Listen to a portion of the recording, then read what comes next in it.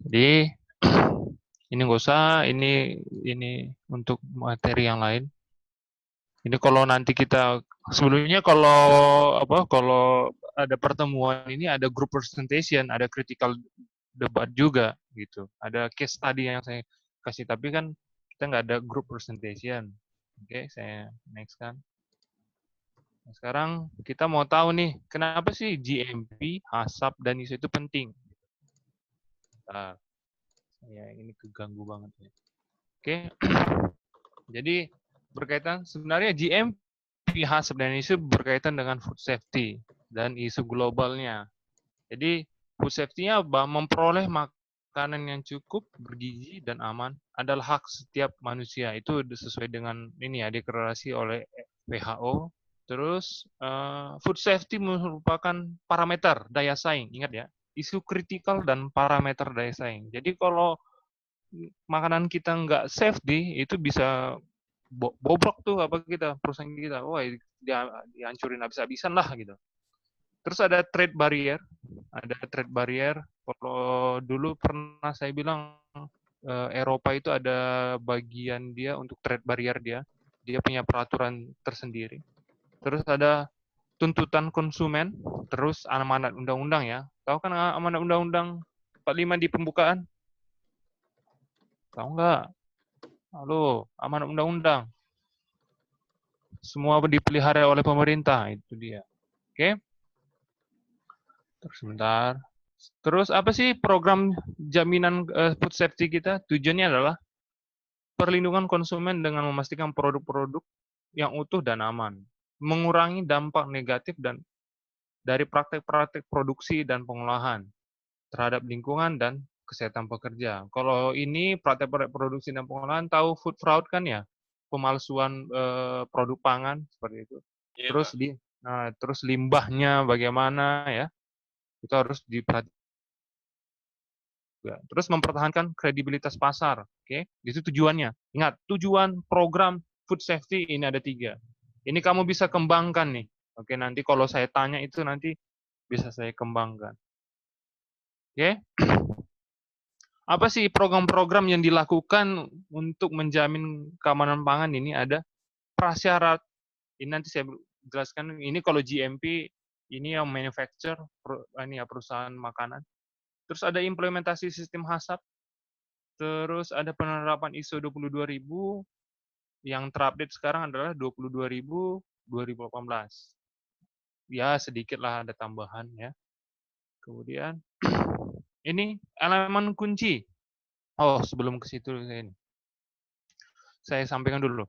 Yang menjadi dasar untuk tercapainya ISO 22000 ini 22000 yaitu ini tadi ya, syarat-syarat dan implementasi HACCP supaya tercapai ISO 22000. Ini dia.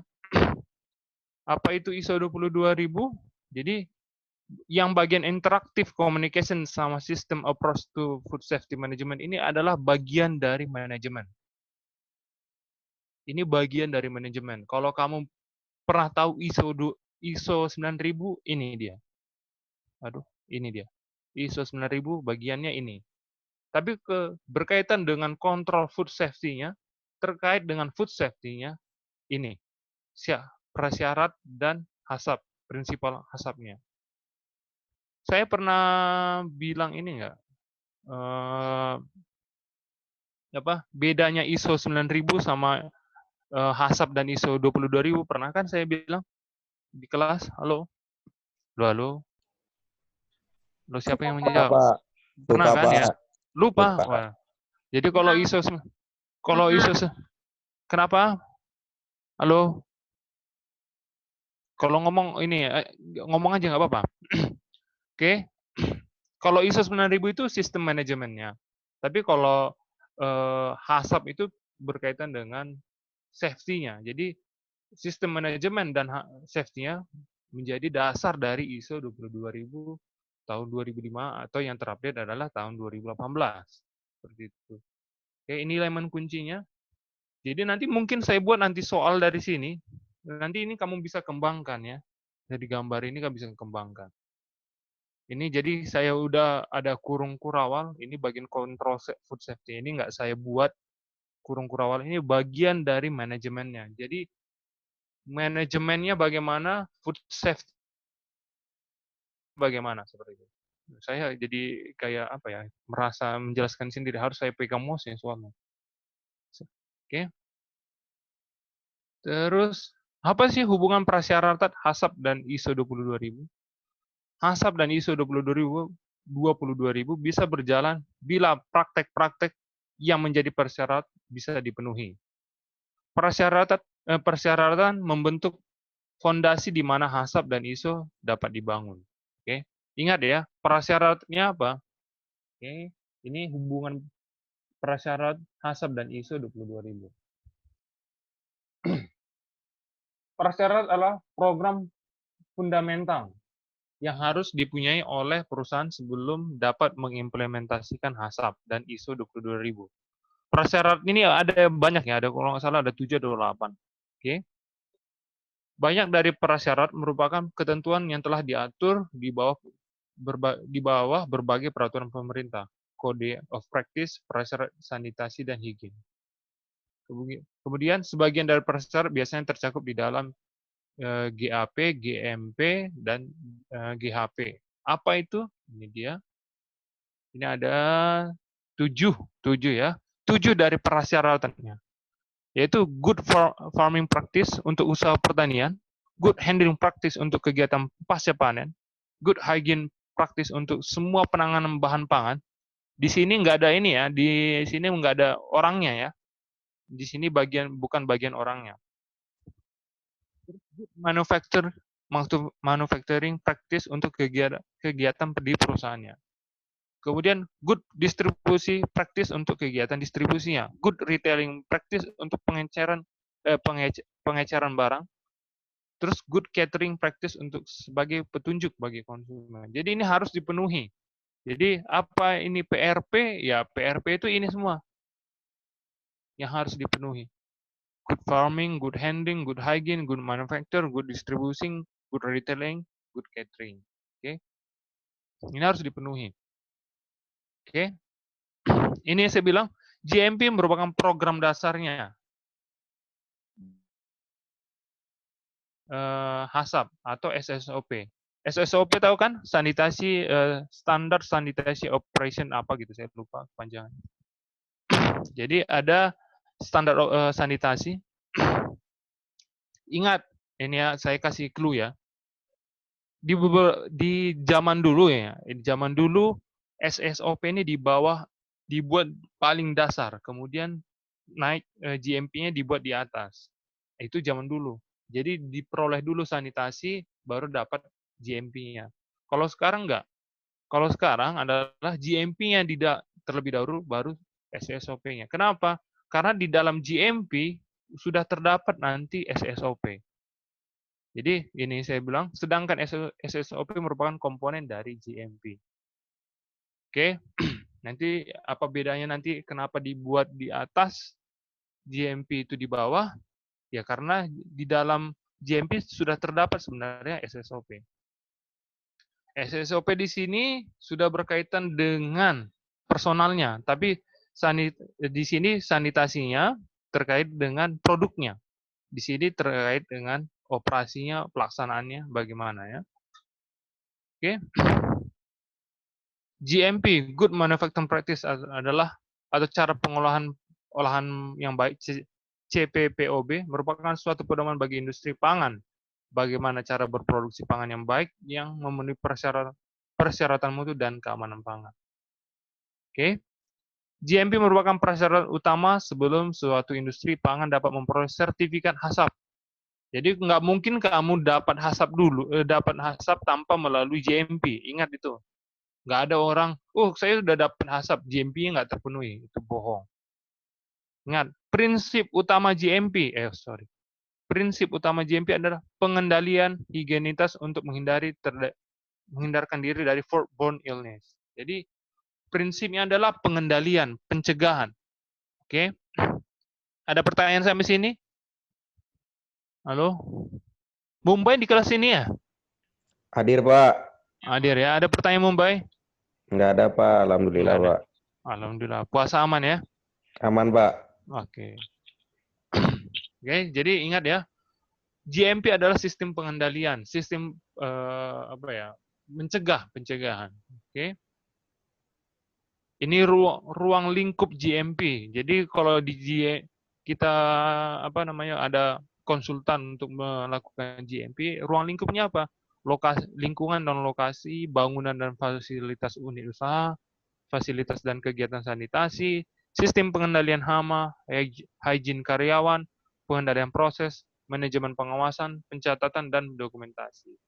Jadi sebenarnya sudah ada nih di personalnya itu bagian SSOP itu sudah ada di bagian GMP. Makanya SSOP itu dibuat di atas. SSOP itu lebih detail lagi ke personalnya seperti itu. Oke, ini ruang lingkupnya. Ingat ruang lingkupnya apa aja yang mau dibahas-bahas di GMP. Kalau ada konsultan ya, ini dia ruang lingkupnya. Mau dinilai sama mereka. Oke. Ini SSOP, Sanitation Standard Operating Procedure. Tadi kita sudah GMP, kita sekarang ke SSOP. SSOP adalah hal-hal yang berkaitan dengan operasi sanitasi dan hygiene pangan suatu proses produksi. Jadi ada di bagian personalnya, di bagian proses produksinya. Oke. Tujuan utama SSOP adalah penyangga GMP. Adalah mengerti bahwa program kebersihan dan sanitasi akan meningkatkan kualitas dan keamanan produk karena penerapan hygiene dan sanitasi yang baik. Secara umum GMP berfokus dan berakibat pada banyak-banyak aspek, baik aspek operasi pelaksanaan, operasi produksi maupun personel. Ini ada koma ya. Operasi pelaksanaan, koma, operasi produksi maupun personel. Jadi GMP yang berfokus pada aspek operasi pelaksana, operasi produksi dan personel. Sedangkan SOP merupakan prosedur atau tata cara yang digunakan industri untuk membantu mencapai tujuan yang diharapkan oleh program GMP. Jadi bagaimana sih prosedurnya untuk ini, yang tiga-tiga ini diatur oleh SSOP, seperti itu. Sampai sini ada pertanyaan? Halo? Enggak, Pak. Ada, Pak. Ada ya? Oke. Ini SSOP kalau di Amerika dia ada dua. Jadi SSOP yang berkaitan dengan FDA, ada SSOP yang berkaitan dengan Departemen Agriculture-nya. Tapi ini bukan apa ya, ini sebagai suatu informasi aja. Ini berkaitan dengan food drugs apanya, ini berkaitan dengan Departemen Agriculture-nya ya. Oke, ini saya next-kan aja dulu. Nah, sekarang kita ke bagian, tadi kita udah GMP, kita ke bagian SSOP, sekarang kita ke HACCP. Apa sih HACCP? Sistem kontrol dalam upaya pencegahan terjadi masalah. Ingat ya, sistem kontrol dalam upaya pencegahan terjadinya masalah. Jadi bukan apa ya, bukan mengobati, intinya mencegah. Yang dia dasarkan atas identifikasi titik-titik kritis di dalam tahap penanganan dan proses produksi. Jadi menurut FDA 2001, HACCP adalah state of the art approach to food safety. Preventive system in food safety. Jadi food safety hazardnya minimum, baik di mikrobiologi, chemical maupun fisik. Ya, itu berkaitan HACCP ya. Jadi food safety hazardnya minimum. Jadi masih bisa masih bisa kita konsumsi, ada batas tolerannya, batas ini ya konsumsinya ya. Oke, ini HACCP sejarahnya. Ini kalian bisa baca nanti. Nggak saya masukkan dulu ujian ya, latar belakang sistem HACCP. Tapi masuk ke Indonesia itu tahun mana nih? Ini nih. Ini tahun 85 ya, masuk ke Indonesia udah tahun 85 ya. Oke, kemudian berubah nanti di tahun 87 dari 3 prinsipal, yaitu maksudnya 3 prinsipal itu ini tadi ya. Bentar. Mana tadi 3 prinsipalnya itu? Ini mikrobial, chemical dan fisik. Jadi 7 prinsipal ya. Apa sih 7 prinsipalnya nanti ini? Ini pendekatannya. 3 pendekatan HACCP. Jadi ada food safety, kebersihan dan pemalsuan atau food fraud. Ya. Food safety berkaitan dengan itu tadi, mikrobial, chemical, dan fisik. Kebersihan berkaitan dengan kontaminasi dan hygiene, baik personal maupun bahan pangannya. Kemudian ada tindakan ilegal yang merugikan konsumen. Itu 3 pendekatan HACCP. Jadi HACCP itu menilai kalau kita ada bahan pangan kita, kalau kita mau dapat HACCP-nya, ini tadi 3 pendekatan HACCP harus dipenuhi. Baik bahan pangan kita, food safety kita, terus kebersihan dari personal maupun industri kita, terus ada nggak kita melakukan tindakan pemalsuan? Bukan pemalsuannya baik di labeling, di nutrisinya, kandungan nutrisinya seperti itu ya. Oke, itu tindakan 3 pendekatan HACCP. Oke, ini karakteristik HACCP, system approach, proaktif, teamwork, teknik yang common sense. Terus dinamis ya. Maksudnya dinamis di sini HACCP itu terus berkembang. Nggak ada HACCP 2005. HACCP 2005 memang akan berkembang menjadi tahun 2018. Memang agak lama ya. Cuman itu pasti berkembang terus ya, live and dynamic. Oke. Ini tujuan HACCP ada 6 untuk menjamin bahwa produksi aman setiap saat, merupakan bukti sistem produksi dan penanganan produk yang aman, memberi rasa percaya diri pada produsen akan jaminan keamanan produknya, kemudian memberikan kepuasan kepada customer akan konformitas pada standar nasional maupun internasional, memenuhi standar regulasi pemerintah, terus penggunaan sumber daya secara efektif dan efisien. Ada pertanyaan sampai sini? Silakan bertanya kalau mau bertanya. Halo, ada bertanya? Belum ada yang mau bertanya? Belum, Pak. Belum, Pak. Belum ya? Oke, saya lanjutkan lagi. Ini keuntungan. Ini tadi tujuan HACCP. Keuntungan kalau kita dapat HACCP apa? Keamanan dapat dimasukkan dalam pengembangan produk. Less rejection. Jadi kalau HACCP kita sudah terpenuhi, pasti produk kita akan berkurang terkait dengan produk reject. Terus ini ya, kepuasan pelanggan, meningkatkan kepuasan pelanggan. Ada, ini udah mencapai HACCP nih. Terus meningkatkan pengertian dan motivasi kerja tim. Terus ada alat manajemen risiko. Terus ada perlindungan brand. Jadi itu keuntungan HACCP. Jadi nggak, misalnya ada yang klaim begini. Kamu kan sudah punya sertifikat HACCP. Bisa dibuktikan tuh. Gitu. Oke, sudah diakuin sama pemerintah maupun baik nasional maupun internasional. Itu keuntungannya. Oke, ini program prasyarat untuk HACCP. Ini primary production, design and facility, operation control, maintenance dan sanitation, personal hygiene, transportation, product information dan consumer awareness dan training. Jadi ada berapa ini? Ada 8 ya, ada 8 prasyarat untuk terpenuhi HACCP. Jadi kalau kamu di perusahaan nanti mau ada ini mau mendapatkan sertifikat HACCP, 8 ini harus terpenuhi. Premier produksinya, desain dan facilities-nya, kontrol operasinya, maintenance dan sanitation, personal hygiene, transportation, product information dan consumer awareness dan training. Ini harus terpenuhi. Ya, ada 8. Sekarang apa sih prinsip HACCP? Prinsip HACCP ada 7 ya. Ingat, prinsip HACCP itu ada 7. 1, mengidentifikasi potensi bahaya. Jadi kalau mau dapat HACCP itu kamu harus bisa namanya hazard analyze. Kamu bisa identifikasi potensi bahaya. Terus CCP determination itu control point ya, menentukan titik kritisnya. Control point-nya titik kritis di mana sih bisa tahapan operasi yang dapat dikendalikan ya, supaya meminimalkan terjadinya bahaya ya. Terus menetapkan batas kritisnya. Terus bagaimana memonitoringnya, pengamatan dan pengujiannya. Terus correction dan corrective action. Jadi kamu perbaiki dan bagaimana tindakan perbaikannya. Jadi menetapkan tindakan perbaikan bisa bila hasil monitoring menunjukkan control point tertentu tidak terkendali. kemudian diverifikasi, kemudian didokumentasikan. Jadi ini prinsip asapnya ini harus terpenuhi. Setiap produksi kamu ini harus ada hazard analysis, CCP determination, critical limit establishment, monitoring, correction and corrective action, verification dan documentation. Oke, ini 7 prinsip asapnya. Ini dia from farm to consumer.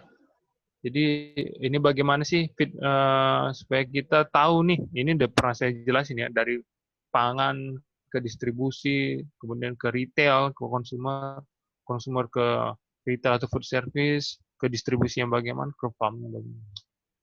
Oke. Sekarang ini step hasap, aplikasi hasap ya. Aplikasi hasap ada 12 step ya. Oke, ini berkaitan dengan kodeks. Jadi perlakuan hasap atau aplikasi hasap ada 12 step.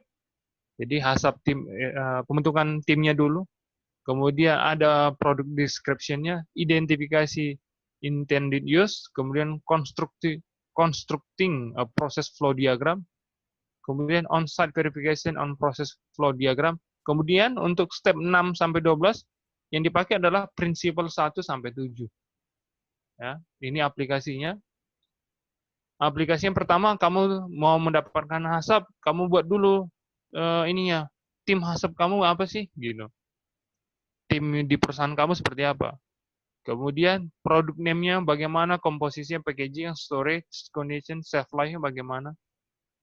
Kemudian identifikasi produk kamu ini digunakan untuk apa sih? Pangsa pasarnya di mana sih, untuk wanita pregnant woman atau orang sakit atau manula ya. Terus kamu konstruksi proses flow diagramnya ya. Jadi bagaimana dari raw material sampai ini ya, sampai akhirnya ya. Kamu konstruksi proses flow diagramnya. Kemudian tim kamu itu harus bisa mengkonfirmasi diagram alur dengan proses operasi selama waktu operasional dan melakukan penyesuaian yang dibutuhkan. Jadi ada on-site verification on process flow diagram.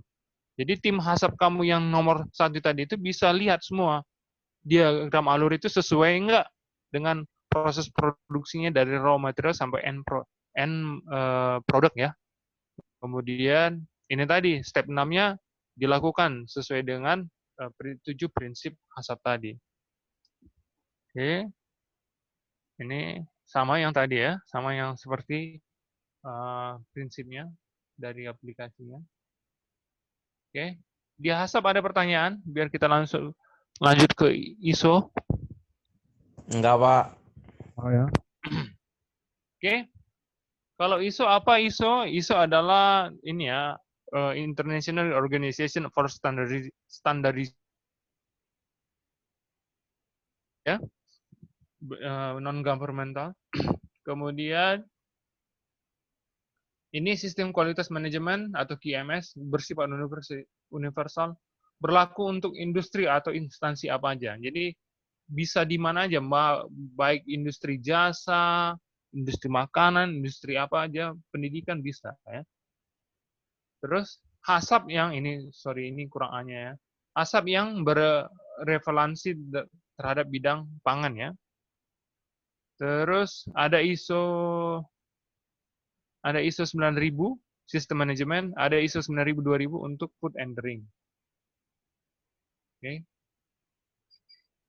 Sekarang saya mau kasih tahu apa sih ISO 9000, apa sih bedanya ISO 9000 dan hasap. Nomor 1 maksudnya adalah standarisasi sistem untuk mencapai konsistensi mutu. Jadi manajemennya. Terus hasap fungsinya apa? Menjamin keamanan pangan. Tujuannya ISO di sini adalah jaminan mutunya. Mutunya terjaga nggak? Tapi kalau hasap adalah ketahanan manajemen mutu internal. Ya. Sasarannya kepuasan pelanggan. Kalau yang ini pangannya, sasarannya adalah ke pangan. Kemudian ruang lingkupnya adalah meliputi semua semua produk dan jasa. Kalau hasap ini meliputi produk pangan Terus skema operasi, instalasi sistem mutu dan pemasok hingga delivery. Di sini lokasi control point-nya ya, dan monitoring proses produksi. Jadi proses produksinya yang dimonitoring. Kalau di ISO, baik di raw sampai delivery-nya, baik sampai ke konsumen. Tanggung jawab, Mas, ini tanggung jawab tim ya, ini tanggung jawab siapa sih yang pelakunya. Ini secara kolektif ya, ditetapkan oleh perusahaan secara hierarki. Kemudian kalau asap supervisor, okay, ketidaksesuaian di ISO bisa dieliminasi. Tapi prinsip asap adalah kejadian dicegah, pencegahan. Kemudian sertifikasi adalah lembaga yang terakreditasi. Kalau asap adalah lembaga sertifikasi asap yang terakreditasi baik pemerintah maupun internasional. Jadi ingat ya, bedanya ISO 9000 sama HACCP itu apa? Ini bedanya. Jadi kalau gabungan ISO 9000 sama HACCP adalah ISO 22000. Oke. ISO 9000 adalah berkaitan dengan sistem manajemennya, HACCP adalah berkaitan dengan food safety-nya. Oke. Ini saya next-kan. ISO 22000 merupakan standar food safety management atau FSMS. Terus, saya mau nanya. Saya sekarang mau bertanya dulu. Saya mau tanya Mumbai. Pernah tahu Ya, Pak. FSSC 22000? FS Food. Food. Food. Food apaan? Food. FSSC 22000. Bedanya FSSC 22000 sama ISO 22000. Ayo Mumbai. FSFC Food Safety. Food Safety. Apa? Control apa? Ayo. Food Safety Control, Mana Pak. FSSC? Food Safety. Saya pernah dengar, Pak. Food Safety. Tapi lupa, Pak. Food Safety System Certification. Nah, ya itu, Pak. Iya, itu, Pak. Oke. Makasih, Tip. Bedanya ISO 22000 sama FSSC 22000 tahu nggak? Halo, siapa yang tahu? Ayo. Raise hand. Ayo. Bedanya apa? Kalau ISO 22000 itu mencakup FSMS aja, tapi kalau FSSC dia mencakup yang food fraud sama food defense, Pak. Masih belum tepat. Apa ini, JP? Ayo. Kalau Apa? FSSC itu buatan pabriknya sendiri. Kalau itu ketentuannya. Buatan pabriknya sendiri. Kurang tepat. Ayo. Bedanya. Ayo, siapa? Kalau FSSC itu buatan pabriknya karena dia tidak bisa mengikuti ISO. Jadi dia bikin lagi sertifikasi. Iya, itu ya bisa dikatakan seperti itulah. Jadi begini, sebenarnya FSSC sama ISO 22000 adalah hal yang sama ya. Cuman ada di FSSC itu ada kepentingan perusahaan. Jadi kalau ISO 22000 itu benar-benar pure pure untuk food safety, segala food safety-nya. Tapi kalau FSSC itu dia karena dia bentukan dari perusahaan, jadi ada kepentingan perusahaan di situ. Jadi nggak murni banget dia nggak murni bahwa ini ya seperti yang ISO 22000 non governmental ya. Jadi bentukan dari ahli-ahli memang berkaitan dengan food safety. Kalau FSC itu dia berkaitan dengan perusahaan sendiri. Jadi ada yang nggak bisa diterima di ISO, misalnya mereka nggak memenuhi ISO gitu. Itu di FSSC itu dihapus mereka gitu. Oke? Paham sampai sini? Pak, maaf tadi saya putus, Pak. Boleh jelasin ulang nggak, Pak? Siapa ini? Sarah, Pak. Sarah. Oh, jadi gini, kalau kan bedanya ISO 22.000 sama FSSC 22.000 itu bedanya satu. Bedanya adalah FSSC adalah dibentuk oleh perusahaan produksi pangan. Oke. Kalau ISO dibentuk oleh ahli-ahli atau pakar-pakar yang berkaitan dengan food safety atau pangan. Oke. Di FSSC itu ada kepentingan perusahaan di situ. Tapi kalau di ISO, itu nggak ada kepentingan perusahaan. Karena bentukan dari FSC itu kan dibentuk dari perusahaan. Jadi ada kepentingan perusahaan tersendiri. Misalnya kalau perusahaannya nggak di ISO dia nggak terpenuhi, mereka buat ISO KW lagi. ISO KW-nya apa? FSC 22.000 gitu. Ada ISO KW, ibaratnya ISO KW lah gitu. Jadi, tapi ingat, ISO nggak mengakuin gini, ISO nggak mengakuin namanya FSSC. Oke. FSSC juga tidak mengakuin ISO. Ingat. Pembentuk dari pembentuk FSSC adalah GMSI. Kalau sorry. GFSI, Global Food Safety Initiative. Jadi FSSC itu dibentuk oleh GFSI. GFSI ini mengakuin ISO dan FSSC. Paham nggak maksud saya? Pusing nggak? Halo? Halo? Ya, paham, Pak. GFSI mengakui apa, Pak? ISO dan FSSC. Oh, GFSC itu dia yang membentuk FSSC. Tapi masih mengakuin ISO. Tapi ISO nggak mengakuin FSSC. Sebaliknya juga FSSC tidak mengakuin ISO gitu. Ya itulah ya. Ada kepentingan tersendiri di dalamnya. Oke. Saya kembali lagi. Sekarang ISO 22.000 didesain untuk organization atau untuk perusahaan to control food safety hazard selama dari rantai proses pangan, baik dari raw sampai konsumen.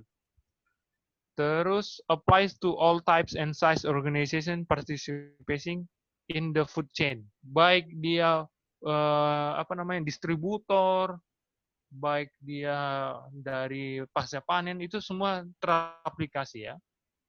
Karena itu tadi ingat dari prasyaratnya apa GMP, GHP, GAP banyak ya. Terus ada food GMP, SSOP-nya baru ISO. Oke. Sekarang HACCP fungsinya apa? Memenuhi jaminan keamanan pangan secara total.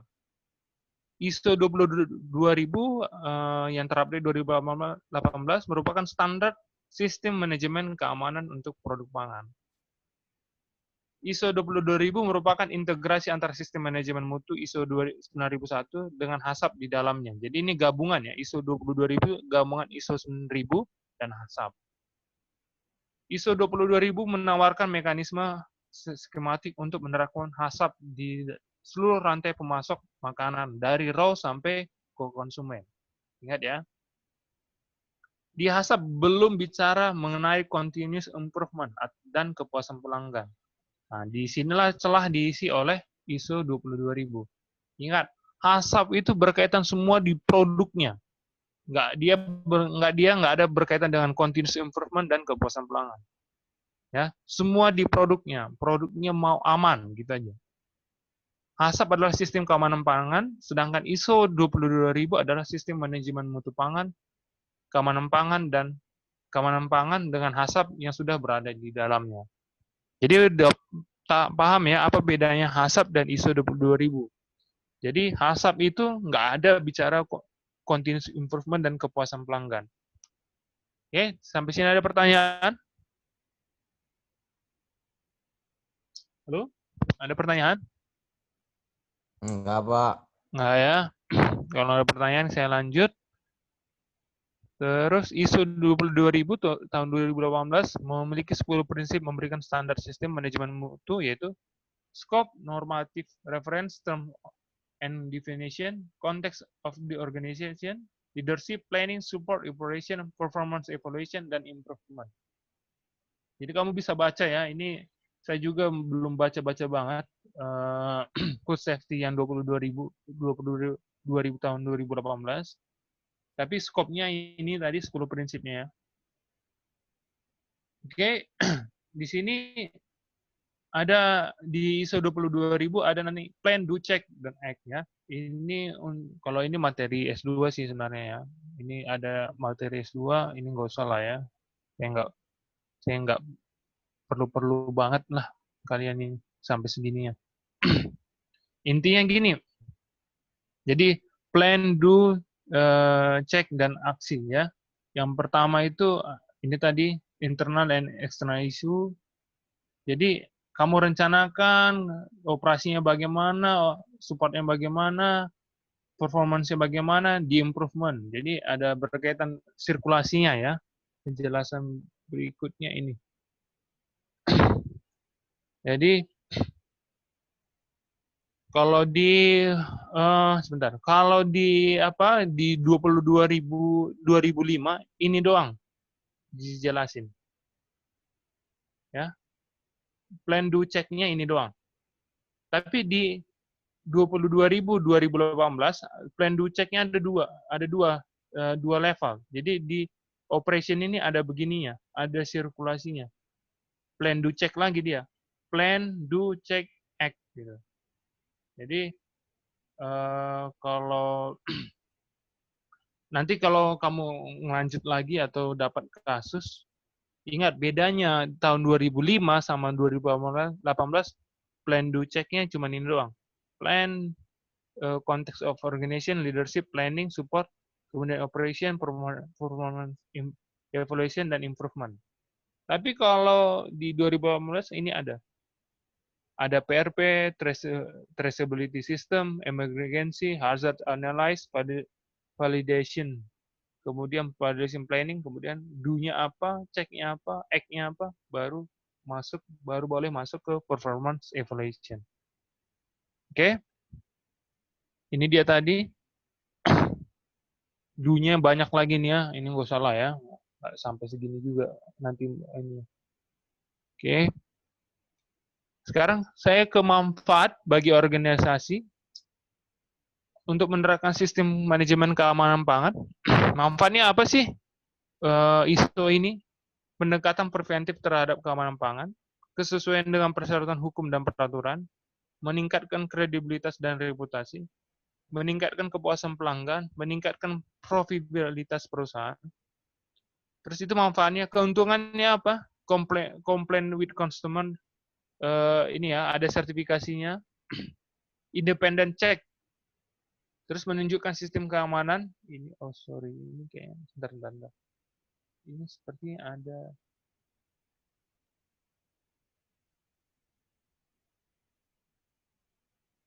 ini. Menunjukkan sistem keamanan pangan yang efektif, pengakuan di seluruh dunia, kemudian memberikan keunggulan kompetitif, terus meningkatkan citra perusahaan. Ini manfaatnya, keuntungannya apa? Oke, sampai sini ada pertanyaan. Ini soal tahun lalu. Ini soal tahun lalu. Ini saya masukkan. Ini baru soalnya ada diminta ini slide-nya. Tahun lalu mereka ngerjainnya 3 soal dalam waktu 100 menit. Ya, jadi kalau kalian bisa pahami ini, kemungkinan kalian bisa menyelesaikan ujian saya. Halo, ada pertanyaan?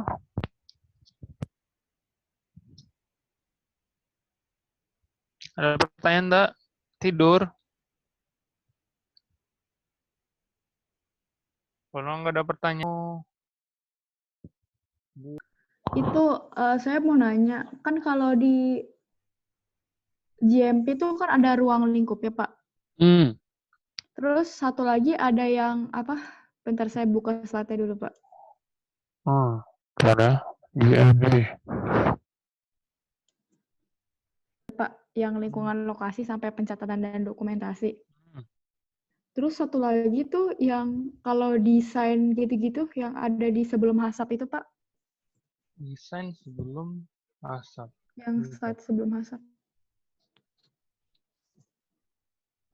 Sebelum HACCP. Ini yang mana? Nah, desain. Belum. Desain. Yang mana ya? Ini. Nah, ini, Nah, itu dia ini tuh yang prerequisite program ini, yang for HACCP System Application itu termasuk GMP juga, apa beda, Pak? Gini. Kan tadi bicara hierarkinya lagi ya, balik lagi. Jadi karena ya gitu lah ya. Kalau dibilang gini. Sebentar ya, saya mau balik dulu. Kalau yang ini kan GMP-nya ini kan lingkungan dan lokasi, bangunan dan fasilitas unit usaha. Ini bangunannya memadai nggak gitu? Fasilitas unit usahanya memadai nggak? Terus fasilitas dan kegiatan sanitasinya bagaimana nggak? Gitu. Itu GMP. Tapi kalau HACCP itu sudah diatur desain untuk fasilitas ruangnya bagaimana gitu. Paham nggak? Berarti kalau desain sama fasilitas itu nggak masuk GMP apa gimana, Pak? Nggak masuk GMP. Dia cuman berkaitan dengan sanitasi doang. Jadi gini, jadi kan kalau GMP itu dia nggak begitu banget dia concern terhadap bagaimana prosesnya di dalam. Maksudnya di dalam ruangan pabrik kamu itu nggak. Yang penting dia bersih, sanitasinya ada. Itu dia kalau GMP. Tapi kalau HACCP itu udah diatur desainnya, misalnya desain untuk ngelupas bawang di mana, dia ruangannya di mana, ruangan untuk ini di mana, misalnya ruangan untuk penimbangan di mana, itu dia diatur di HACCP. Tapi kalau dia GMP dia nggak diatur. Berarti kalau GMP juga nggak butuh yang training, Pak? Yang GMP nggak, kalau nggak salah saya buat sini nggak ada butuh training kok. Ini nggak ada training. Oke. Makasih, Pak. Oke. Kalau nggak ada pertanyaan lagi? Sebelum saya lanjut ke topik yang minggu kemarin, saya mau lanjut dulu ya. Ada? Kalau nggak ada pertanyaan, saya buka ini ya. Bentar.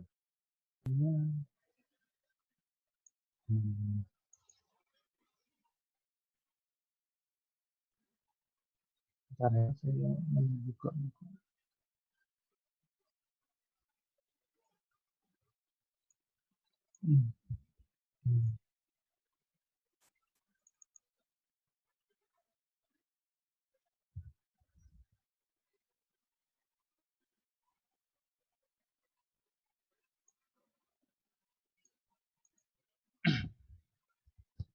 Oke, bentar.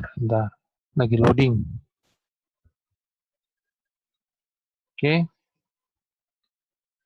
Sebentar. Zoom.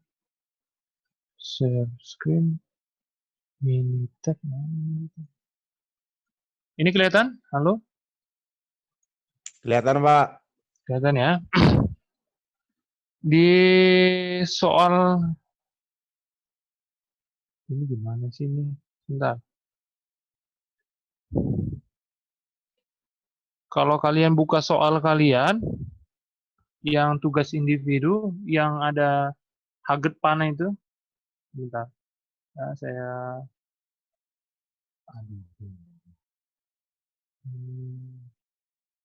bentar biar bisa oke.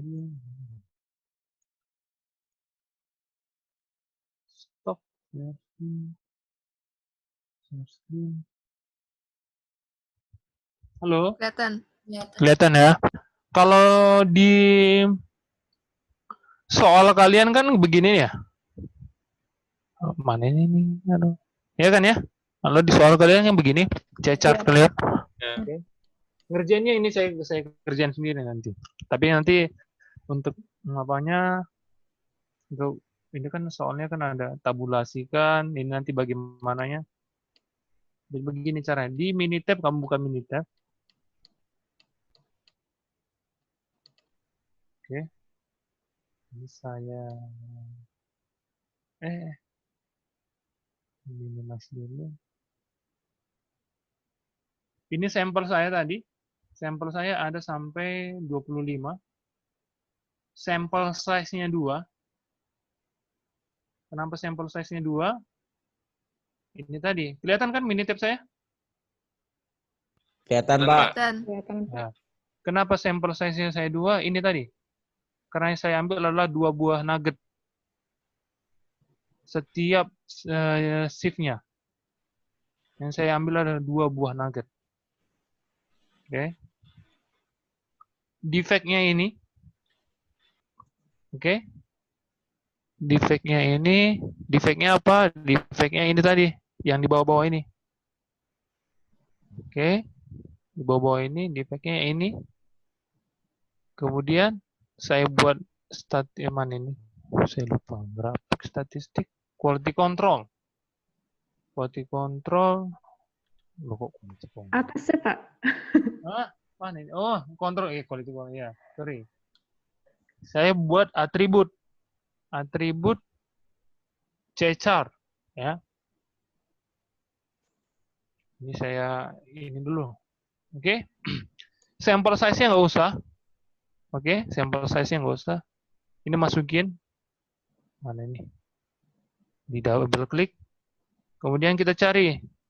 Misalnya, ini kalau min-nya kita pengen apa? Misalnya kalau di sini ada, sebentar ya. Kalau di sini, ini standar banyak cacatnya, shift-nya, setiap shift-nya adalah 2. Saya masukin min-nya. Standar cacatnya di sini saya masukin min-nya 2. Jadi saya masukin. Oke, data option-nya nggak usah diapa-apain.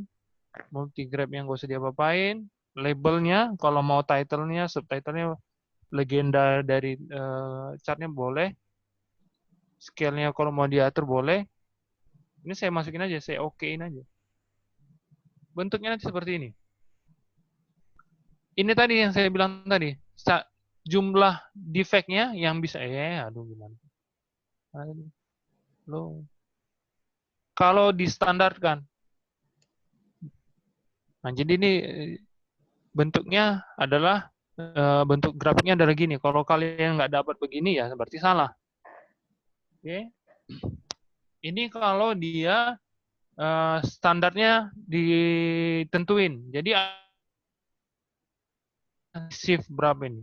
Di shift kelima, berarti shift kelima hari keberapa ya itu? Itu waga 4, ada di shift ke 5 ya. 1, 2, 3, 4, 5. Hari tanggal 14 itu nggak bisa diterima. Jadi proses kamu ini kalau standarnya ditentuin berarti proses kamu ini tidak terkontrol, itu maksudnya. Oke. Ini saya close, sebentar. Ini saya close. No. Misalnya kalau saya buat dia, oke, saya buat ini kosong, min-nya kosong, berarti sesuai dengan disesuai ini atau tidak ditentuin standar setiap kerusakan itu tidak ditentuin berapa jumlahnya. Saya kosongin, saya okein. Berarti dia masuk semua di dalam proses, itu maksudnya. Sampai sini ada pertanyaan? Jadi yang ini tadi, yang tidak terkendali itu jadi terkendali, dianggap jadi terkendali. Sementara kalau perusahaan kamu di mana tadi dia standar ditentuin bahwa kerusakannya hanya 2, untuk meningkatkan performance kamu, ini nggak masuk nih. Proses kamu ini nggak masuk. Tapi kalau dia nggak mau prosesnya ditingkatkan atau peningkatan efisiensi proses, ini masuk aja. Oke, paham sampai situ? Halo? Paham, Pak. Pak. Paham ya? Nah.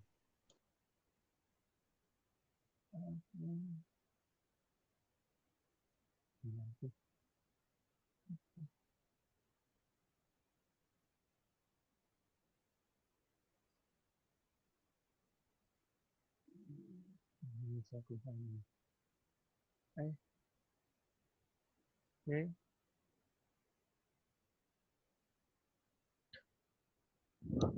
Kan ada ini, saya bilang untuk standar yang diberikan, tetapkan center line, CO, standar yang tidak diberikan, hitung rata-rata. Oke. Tahu ya bedanya defect sama defektif? Tahu? Halo? Ini kelihatan ya?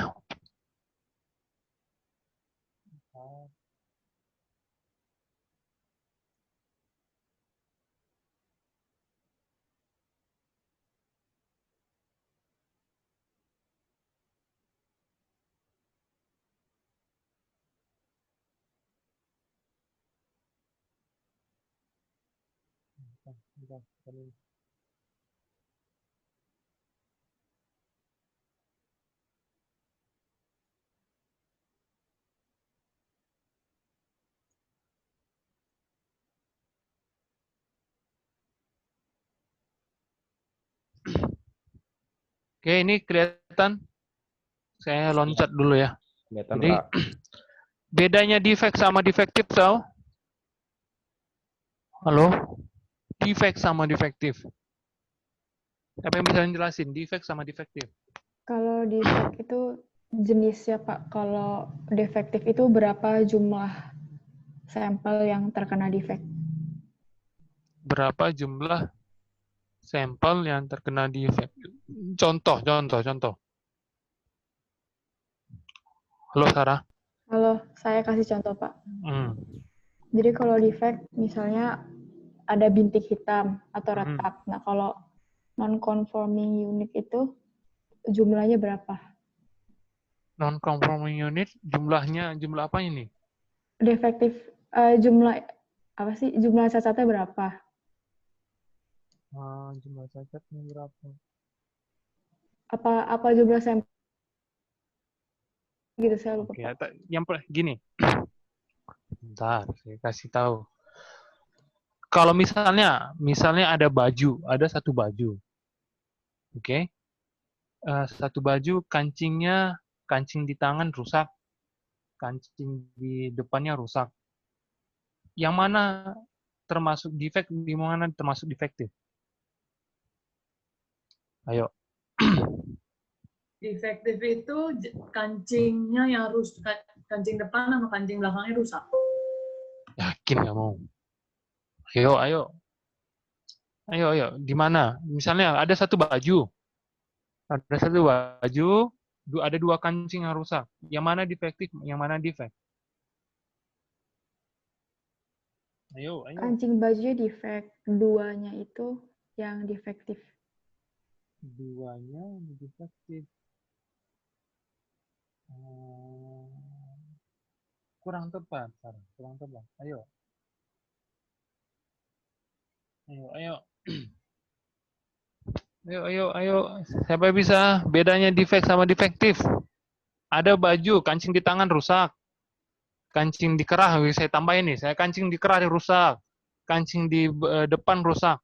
Yang mana defect, yang mana defektif? Ayo.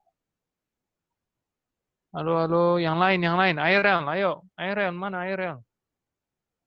Ya, Pak, lagi baca. Lagi baca. Yang dianggap defect itu bajunya bukan. Terus yang dianggap defektif itu kancing-kancingnya. Belum tepat juga. Ayo. Belum tepat juga. Ayo, yang mana defect, yang mana defektif? Bentar.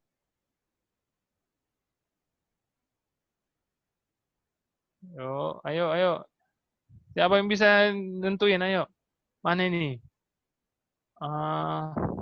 Feren ada, Feren? Ini cut. Cut, defect itu kancing. Sebentar, saya nggak baca ini. Bentar ya. Defect itu berarti rusaknya. Defektif bajunya. Ini Gabriel siapa ini? Bentar. Gapzi. Oke. Defektif kalau udah rusak aja.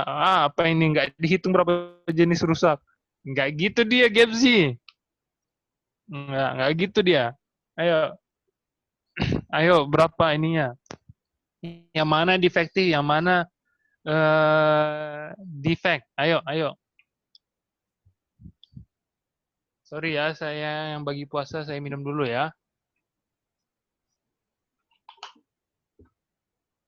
Soalnya nanti di ujian, saya nggak bilang, saya nampilin data aja, tetap jelasin gitu. PT, defect kancingnya, defektif rusaknya. Gimana sih? Itu nggak menjawab. Ayo. Kevin, defektif bajunya, defect kancingnya. Kurang tepat, Kevin. Defeknya udah tepat. Defektifnya bagaimana? Ayo.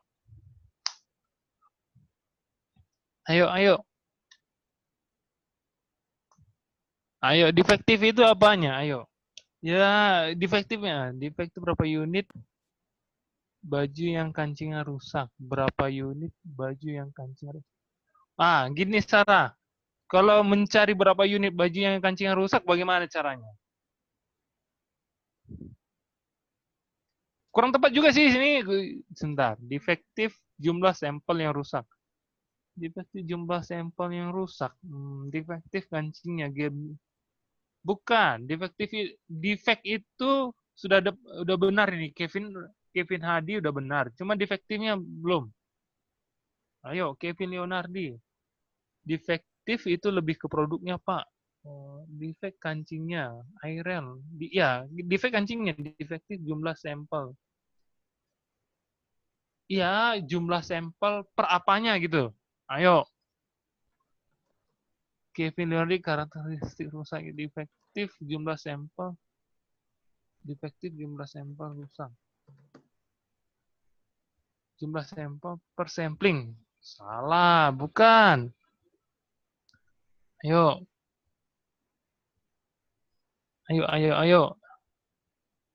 Ayo, sebelum kasih kunung, Pak. Defektif jumlah sampel yang rusak per defect. Ntar, Cut. Jumlah sampel per defect. Defektif jumlah sampel per defect. Iya, benar. Defektif itu jumlah sampelnya per defect. Jadi, defektif itu 1/3-nya. Jadi 0,3, itulah defektifnya. Itu dia, benar. Si Cutnya benar. Iya, benar. Iya, Pak.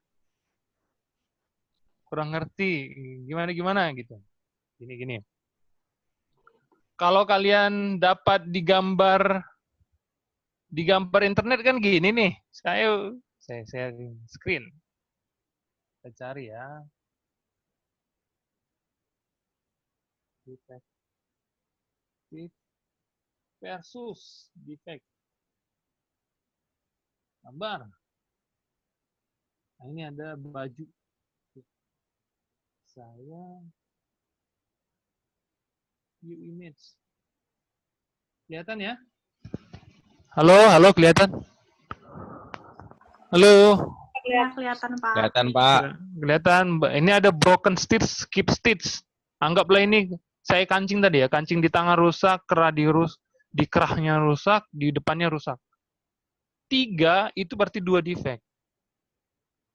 Tapi kalau defektif adalah jumlah satu baju ini dibagi 3 defect. Itulah defektif. Jadi ada 0,3 defektif. Oke? 3 dari mana ya, Pak? Itu kan 3-nya dari defect-nya. Kalau di sini ada 2 lah gitu. 2. Misalnya 2 gitu. 2 defect. Kalau yang ini dianggap kan ini 1 defektif, 2 defect. Ini pemahamannya gini. Berkaitan kenapa dibuatnya 1 defektif sama 2 defect, ini ada rencana perbaikan. Misalnya gini. Ada beberapa perusahaan itu jadi begini. Misalnya dia dapat 2 defect. 2 defect ini bisa diperbaiki. Dia 2 defect bisa diperbaiki. Kemudian defektifnya berapa? 0,5. 0,5 berarti anggapnya bisa diperbaiki dengan pokoknya intinya bisa diperbaiki lah. Tapi kalau dianggap jadi 1 defektif, ini enggak. Ini kurang tepat ya. Kalau di sini gambar ini kurang tepat. Jadi kalau defektif itu berkaitan dengan proporsinya. Makanya nanti itu ada proportion sama number of proportion. Nanti kalian pelajari nanti itu di mana tadi? Ini tadi. Number of proportion sama proporsi. Itulah yang disebut dengan defektif. Oke, sampai sini ada paham? Ada chat sebentar. Mana ini chatnya? Sebentar. Stop screen. Defektif berkaitan dengan proporsinya. Iya, benar. Defektif berkaitan dengan proporsinya. Oke. Kita kembali ke C-chart. Screen aja. Oke. Sampai sini ada pertanyaan tentang ini? Halo? Gini, dengerin ya. Halo, dengerin. Suatu saat, bisa aja data atribut bisa dianalisis sebagai variabel. Dengan catatan, data atribut ini sangat langka. Maksudnya, produknya produk yang, misalnya nih, produksinya misalnya kayak membuat mobil Ferrari. Jadi, butuh, maksudnya, produk-produk high quality. Mau buat piano. Piano itu kan dibuat misalnya kayunya berapa, ini berapa. Bisa aja dianalisis pakai ini. Oke. Ingat ya, data atribut bisa dianalisis pakai ini dengan pengecualian bahwa itu produk-produk high quality.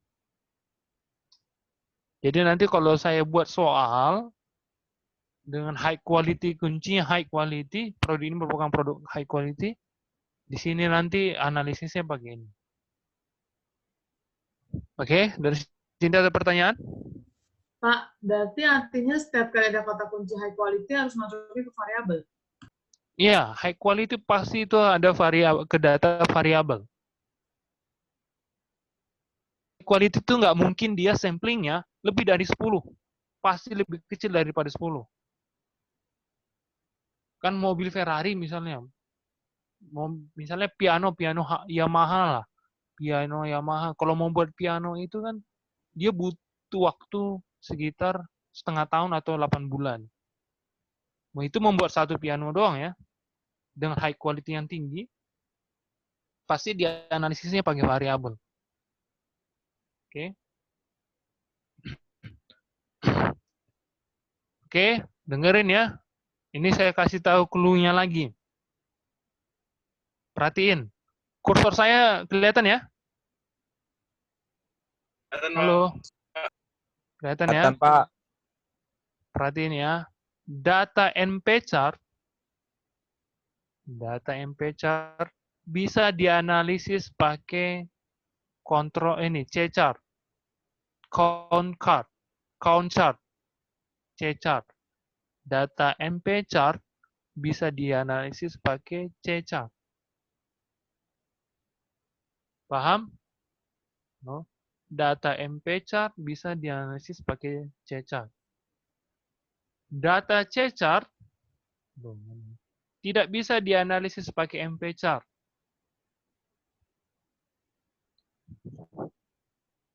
Oke. Sekarang yang kedua lagi, yang ketiga. Data P-chart bisa dianalisis pakai U-chart, unit chart.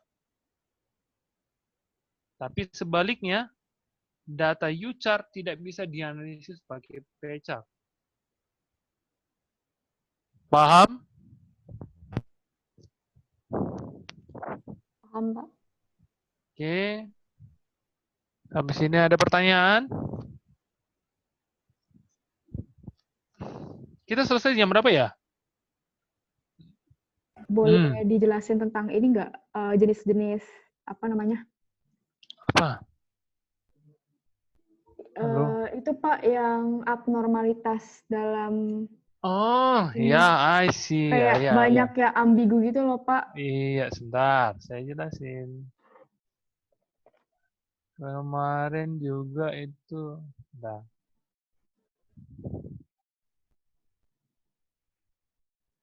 Oke. Ini kelihatan ya? Kelihatan, Pak. Oke. Ini kan bentuk kas control chart. Kelajuan, kecenderungan, periodisitas, pelekatan. Oke. Ini bentuk kasnya. Bentuk kas ini merupakan bentuk abnormalitas. Jadi, kalau ada 4 begini, oke, 1 sampai 4 itu namanya abnormalitas. Sekarang, kenapa ada yang 8 ini, Pak? Gitu kan? Pertanyaannya kan gitu kan ya? Enggak, Pak. Kenapa? Ayo. Jadi gini, kayak contohnya yang kecenderungan, Pak. Kecenderungan, oke. Ini kan dia bilangnya 7 titik yang menaik atau menurun. Menunjukkan ketidaknormalan. Berarti kalau belum 7, misalnya 6 gitu, dia nggak bisa disebut kecenderungan, apa gimana? Nggak bisa disebut kecenderungan. Ini titiknya 6, Jadi, Pak, yang di sebelah kanan. 1, 2, 3, 4, 5, 6. Mana sebentar. Gini. Titik 7 menaik atau menurun menunjukkan kecenderungan. Yang seringkali terjadi adalah titik sudah di luar upper control dan limit control sebelum 7 titik. Ini maksudnya begini nih. Ini kurang ya, yang titik ini kurang ya. 1, 2, 3, 4, 5, 6, 7, berapa ini? Ini yang ini aja deh. Sebelum 7 titik. Gini, ini kan kecenderungan nih. Bisa aja kecenderungannya begini. Kamu kecenderungan dari low control sampai upper control. Ini 1, 2, 3, 4, 5, 6. Ini 6 ya, ini kurang sih. 1 titik lagi saya buat. Mungkin salah itu. Oke, ini mungkin ini bisa dianggap dia, kalau 1 titik lagi ditambah ya, ini dianggap nanti kecenderungan. Begitu juga begini. Misalnya 1, 2, 3, 4, 5, 6. Ada lagi 1 nih. Atau sebelum 7 titik deh. Atau pokoknya intinya maksimal dia 7, bukan maksimal sih. Pokoknya ada 7 titik itu naik atau turun. Baik di ruang ini maupun di seluruh ruangnya ini. Baik di ruangnya ini maupun di seluruh, maksudnya dari center line ke upper control, dari center line ke low control, atau dari low control ke upper control. Intinya ada dia menaik sampai 7 titik. Berarti harus 7 ya? Iya, harus 7. Harus 7. Yang ini, Pak, yang pelajuan yang pertama. Pelajuan, oke. Ini. Jadi 7 titik. Pelajuan bisa dianggap tidak normal, tetapi bisa kurang lebih dari 7 titik. Nah, iya tuh kurang lebih itu maksudnya seberapa ya, Pak? Jadi kayak bingung gitu loh, Pak. Gini. Ya, gini. Gini, kalau pelajuan itu begini. Maksud saya kurang lebih itu, kalau saya dulu diajarin, dia itu 4.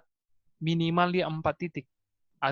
Ada yang bilang 3 titik, tapi kalau biasanya 3 titik itu masih bisa dianggap normal. 4 titik. Ini kan sekitar 4 ya. Ini yang beda ya yang tadi ya. Ini 4 titik nih. Kalau pelajuan, kalau dia kecenderungan dia kan gini, tak ke atas lagi. Kalau yang ini enggak. Dia memang ada di antara dua sisinya. Dia ada di sisi center line dan upper center line. Ada center line ke lower center. Berarti kalau apa sisi ini? Sekitar 4 lah, minimal 4 titik. Berarti kalau 4 dari 5 titik itu udah boleh dibilang pelajuan ya, Pak? 4 dari 5 titik. Kayak yang digambar ini. 4 dari 5. Ya, bisa. Tapi tergantung ini ya, nggak mungkin. Maksudnya 4 dari 5 titik. Gini loh, 4 dari 5 titik saya ada 5 titik atau ada beberapa titik ketemunya begini. Jadi gitu. contohnya kayak yang atau digambar gimana? ini, Pak. Enggak, ini kan datanya ada lagi lanjutannya misalnya gitu. Oh iya, maksud saya ini misalnya datanya ada banyak nih. Terus salah satunya itu ada 4 titik dari 5 titik yang kayak di gambar ini, Pak. Itu jadi Oh, boleh dianggap pelajuan. boleh dianggap pelajuan dia. Berarti minimal 4 dari 5 ya? Ya, 4 dari 7. Oh, Minimal 4. Enggak, gini, minimal 4 gitu aja. Maksimalnya 7. Paham nggak maksudnya? Halo? iya. Minimal ada Dari 4 berapa? titik. 7 itu dari berapa, Pak? Enggak, maksudnya 7. Misalnya maksimalnya 7, ada 7 kayak gini dia maksudnya. Oh iya, oke, ngerti. Ada tuh. Oke. Misalnya kamu dapat 5 titik nih. 4-nya di daerah sini. 5 titik nih, 4-nya di daerah sini. Itu termasuk pelajuan. Oke, Pak. Oke, paham ya? Halo, ayo. Siapa lagi? Pak. Ini siapa yang nanya? Airel. Itu tadi Bapak bilang maksimumnya 7. Jadi kalau dia 8 nggak boleh dianggap sebagai pelajuan. Gini, kenapa dia dianggap kalau sudah di atas 8 itu sudah pasti abnormal dia. Pasti Jadi ada yang salah di dalam grafik kita. Ada yang salah di dalam prosesnya kita.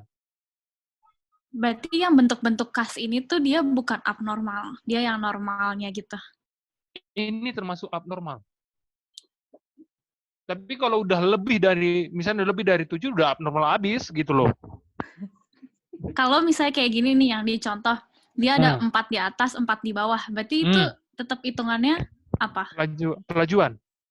Oh, walaupun dia 8, tapi yang penting kepisah, nggak jadi satu secara konsekutif gitu. Misalnya gini. Anggaplah ini datanya nyambung lah ya. Ya. Nyambung. Adalah misalnya titik di sini. Saya buat lagi nanti titik di sini, di luarnya ini. Kelihatan kan ya? Gimana ya? Ditandain aja, Pak. Pakai pulpen bisa kok. Ini nggak bisa. Mana ya? Aduh. Mana ini? Begini deh. Di sini ada ya.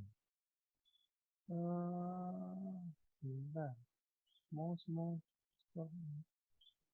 Bisa. Pak, di Zoom-nya bisa ditandain, Pak. Masa sih? Bentar. Ini dia apa nih? Bentar. Draw. Ora iso ya. Di view option, Pak. Di atas layar, Pak. Di atas layar, di samping hijau-hijau tuh ada view option, terus di bawahnya lagi ada pilihan annotate. Itu. Iya, udah saya buat. Bisa. Ini saya udah teks, ada draw, ada stem. Bisa. Stem. Nggak bisa dia. Maafkan saya. Saya buat aja dari sini. Manual. Bentar. Misalnya.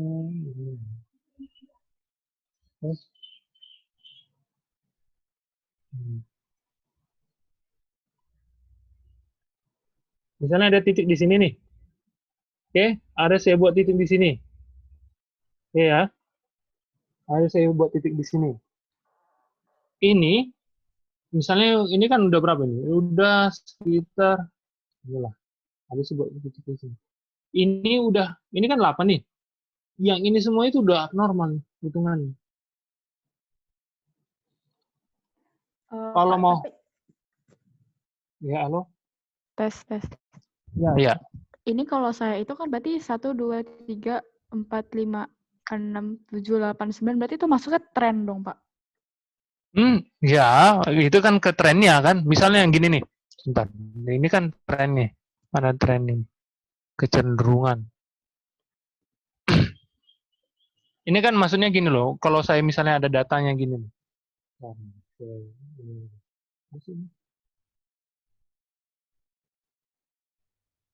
Do you want to start? Okay. Misalnya, ini saya jadi buat tren jadi. Sebentar ya. Ini kalau nggak ada bulpen ini. Saya buat begini nih. Ini nih.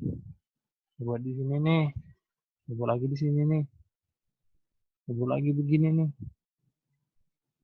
Ya, hubungin kan ini nih. Dihubungin. Ini udah termasuk dia udah abnormal. Nanti ada data-data yang saya tunjukin abnormal. Ini udah termasuk abnormal. Tapi kalau dia saya buat turun begini udah masuk tren ya memang dia. Oke? Apa? Ayo. Kalau misalnya itu kan Bapak gambarnya 8. Kalau dia cuma 7 yang di atas tapi di bawah juga ada. Itu berarti hitungannya tetap boleh pelajuan atau abnormal? Ngerti nggak? Kok maksudnya gini, pelajuan itu sudah abnormal. Nah, berarti dia termasuk pelajuan apa abnormalitas yang pelajuan atau yang abnormal banget yang kata Bapak udah melebihi? Kalau udah lebih dari 7, dia 8 gitu. Itu udah abnormal. Itu udah termasuk abnormal. Kamu nggak usah lagi dia analisis dia di bagian pelajuan atau enggak. Walaupun dia beda, yang satu 7-nya di centerline ke UCL, 4-nya centerline ke LCL gitu. Oh, maksudnya ada 7 gitu? 7 dan 4? Iya, kayak ini yang Bapak gambar, tapi itu yang di atas 7, tapi kan bawahnya tetap ada tuh 4. Nah, itu kayak gimana? Itu termasuk pelajuan, tetap termasuk pelajuan. Oh. Oke. Sip, ada pertanyaan? Pak, jadi kalau lebih dari 7, itu kita gak usah kategoriin lagi kan? Langsung bilang abnormal doang. Abnormal, itu sudah pasti abnormal. Terus yang 8 itu, Pak? Kenapa? Yang 8. Oh, gini.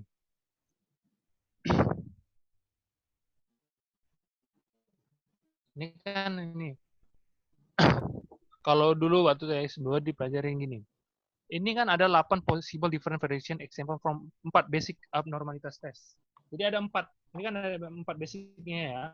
Pelajuan, kecenderungan, periodisitas, sama pelekatan. Yang 4 itu, salah satu misalnya contohnya, pelekatan, itu bisa dianalisis jadi bentar, error. Bentar, error.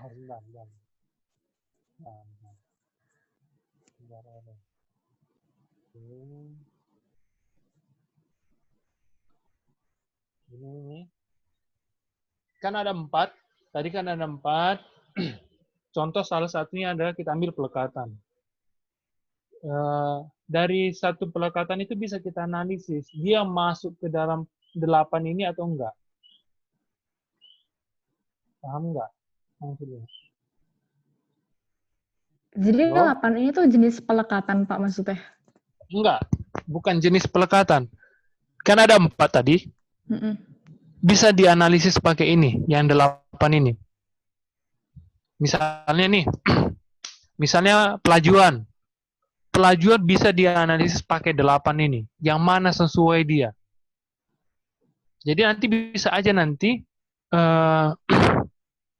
misalnya pelajuan. Pelajuan di mana? Pelajuan misalnya pelajuan di titik yang ini. Di titik yang ke-6 gitu. 4 dari 5 titik berada pada satu baris, 1 sigma dari garis tengah yang sama. Bisa dianalisis seperti itu. Paham? Paham. Terus ini Pak yang slide tadi yang nomor 7. 7. Iya, ini kan 15 poin. 15 nggak jadi deh, Pak. Nggak jadi. 15 poin di situ aja dia terus. Paham? Paham ya? Gampang main ini. Pak, mau nanya lagi, Pak. Yang bentuk kas itu cuma boleh pilih sama ini yang 8 biji ini cuma boleh pilih 1 atau bisa lebih dari 1? Bentuk kas biasanya hanya 1. Tapi gini, mungkin bentuk kas itu bisa lebih dari 1. Kenapa? Karena mungkin aja ya, dia misalnya datanya ada 30, ada 50. Bisa aja dia data keberapa sampai data keberapa bisa termasuk kepelekatan.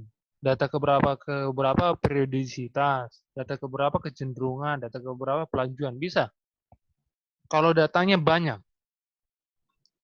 Berarti kalau yang kalau ditanya, kita tulisnya semuanya yang ada gitu. Iya, kalau misalnya datanya banyak nih, kamu dari kita ngelihat aja udah tahu nih, ini masuk pelajuan, data sekian sampai sekian, data pelajuan, data sekian sampai sekian, kecenderungan gitu. Oke? Oke, Pak. Makasih. Paham ya? Aman? Kalau yang Ya. kayak udah masuknya ke 1 sigma, 2 sigma, 3 sigma, itu kan kita harus hitungin dulu kan Pak sigmanya. Nah itu kayak lebih susah gitu nggak sih Pak? Sebenarnya sih gini, sigmanya itu sigma bukan beda ini ya, beda dia ya. Nanti jadi kan ada rumus upper control sama lower control. Iya. Oke. Itu beda ya. Jadi sigmanya itu sigma dari datanya, bukan misalnya kamu dapat rata-rata data, kamu dapat sigmanya, kamu dapat 3 sigmanya, kamu dapat 2 sigmanya, kamu dapat 1 sigmanya gitu. Sebenarnya kalau waktu S2 ini enggak, ini untuk anak S2 sih sebenarnya, nggak usah di ini. Ya udah Pak. Saya ngasih tahu. Tapi kemarin Bapak kasih contoh soal ada. Iya, ada. Enggak, saya iseng-iseng aja. Saya tuh bingung gitu loh Supaya- Pak. Enggak. Nanti enggak, masalahnya waktu ujian soal yang ini UAP agak mudah. Waktu 2 tahun yang lalu agak mudah saya kasih. Oke. Ada pertanyaan? Soal UAS-nya ini ya. Ingat, saya cuma ngasihnya HACCP, GMP, ISO sama halal. Kemarin itu nilai kelas sebelah itu rata-ratanya loh. Wah, kacau. 75-an rata-ratanya. Ya, nggak pernah saya dapat kelas dapatnya rata-rata 75-an. Kelas kalian cuma dapat 79 kalau nggak salah rata-ratanya. Jadi be careful karena memang ya sengaja saya buat gampang. Saya pikir karena gampang ada di slide semua bisa dijawab. Ternyata ada beberapa itu jawabnya aneh-aneh gitu loh. Oke? Pak Donald. Apa? Ini Yup. nanti kita ujiannya lab sama lecture tetap dipisah. Iya. Lab dan lecture itu pasti dipisah. Berarti yang lecture itu tadi yang GMP, ISO sama halal. Iya. Iya. Oke. Nanti kalau yang lainnya UAP-nya nanti saya banyakkan data sih. Oke. Oke, Pak. Oke, ada pertanyaan sampai sini? Kalau nggak ada pertanyaan, kita sudahin hari ini. Halo, ada pertanyaan? Everybody must be happy. Pak, Ayo. Itu yang kemarin soal-soal bakal dibahas apa enggak? Oke, saya bahas sedikit. Sebentar. Soal yang vitamin C, jawabannya simple banget. So simple. Sebentar. Saya share screen dulu. Jawaban soal untuk ini ada nilai-nilai kalian. Sebentar 2020 UTS General Concept. Oke. Yang vitamin C itu jawabannya ini, Bu. Jadi ini kalau nggak berkaitan dengan ini jawabannya salah. Ada yang copy paste ini benar-benar saya salahkan karena nggak ada penjelasannya. Jadi kamu jelaskan, di planning kamu ngapain, di kontrol kamu ngapain, di improvement kamu ngapain. Ini udah jelas loh, quality improvement, bisnis, strategi, dan policing-nya. Ya, ini udah jelas saya kasih tahu.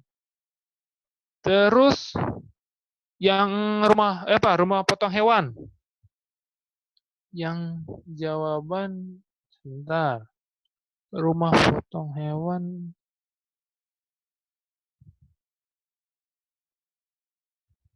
Yang ini, halo? Ini kalau kamu nentuinnya dari, kan itu ada 7 tools. Di quality SPC-nya maksudnya quality control-nya, maksudnya di ini, yang ini kan 1, 2, 3, 4, 5, 6. 7-nya kan ini, 7 sampai 13 ini. Jadi kalau kamu harus menjelaskan kamu ngapain di checklist, cause effect diagram bagaimana, scatter diagram bagaimana, flowchart bagaimana, Pareto chart bagaimana, histogram bagaimana. Terus control chartnya kamu tentuin sendiri kamu pakai apa. Kalau kalian pakai yang ini salah. Dia pakai individual. Harus pakai individual moving range. Kenapa? Karena dia berkaitan dengan daging, safety, high quality. Kalau dagingnya sudah terkontaminasi, udah, buang. Nggak mungkin dipasarin. Oke? Jadi ada yang banyak salahnya di situ. Itu simpel banget loh. Oke? Ada pertanyaan lagi? Pak, itu yang soal lab kemarin yang IMR gitu-gitu bakal dibahas nggak, Pak? Soal di mana? Maksudnya soal di lab yang kan Bapak sering kasih tugas tuh. Ya, itu contoh gini. Saya kasih tahu contoh soal untuk lab. Maksud saya Bapak bakal bahas nggak dari jawabannya gitu gimana harusnya yang benar gitu? Maksudnya jawabannya bagaimana gitu? Untuk lab. Jawaban GSLC kemarin, Pak. Yang GSLC yang mana? Oh, Yang banyak, Pak. oh ya.